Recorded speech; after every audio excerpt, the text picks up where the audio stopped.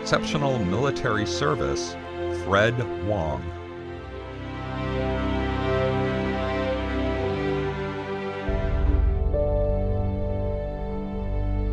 ROTC was mandatory when I went to Eastern Washington.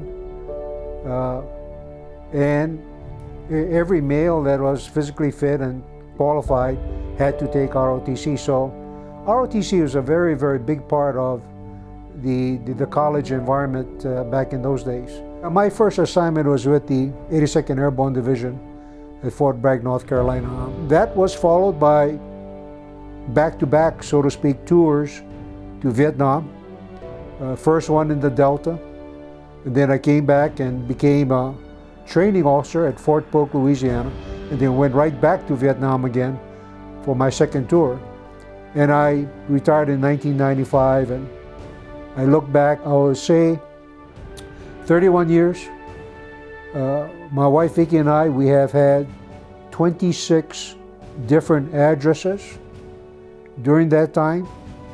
I have done a lot of traveling, but I look back at those 31 years as a tremendous opportunity to serve. I was assigned to the Office of the Deputy Chief of Staff for Personnel, and after being there about 4 months, I got notified that I had been selected for battalion command. So within a matter of 9 months after arriving in Washington, D.C., I had to move my family, and we moved to Fort Stewart, Georgia, where I had the great privilege of commanding the 2nd Battalion, 19th Infantry in the 24th Infantry Division at Fort Stewart, Georgia. I was assigned as the Assistant Chief of Staff G1, responsible for personnel management of the officers in the division. And you talk about doors opening up, I was told that I was going to be the Division Chief of Staff, and I really questioned that because I was a Lieutenant Colonel, not promotable, and there are colonels, which is the normal rank for a Division Chief of Staff. And my boss said, you know, Fred, obviously you don't understand English and your Hawaiian is getting in the way, but H. Norman Schwarzkopf wants you up here as his Chief of Staff.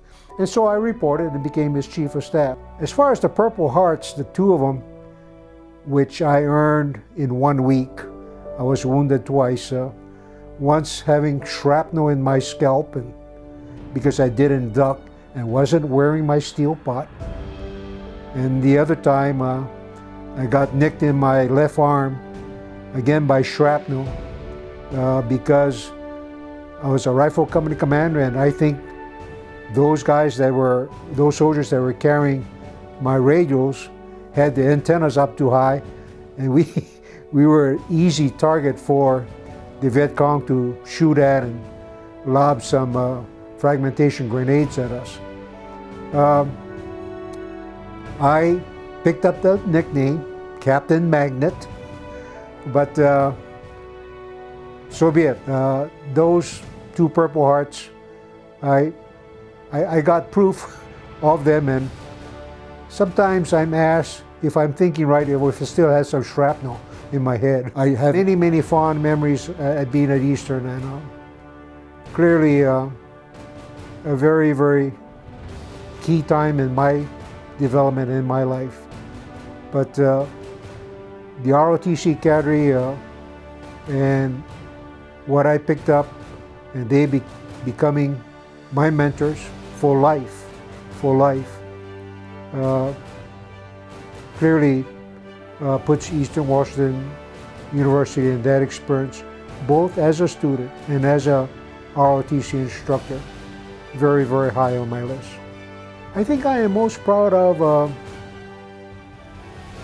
having Vicki as my wife, 52 years now, 2 great children, 3 great granddaughters. I've been blessed. I know I have been blessed. It's a real honor to have been selected for this Eastern Washington Alumni Exceptional Military Service Award.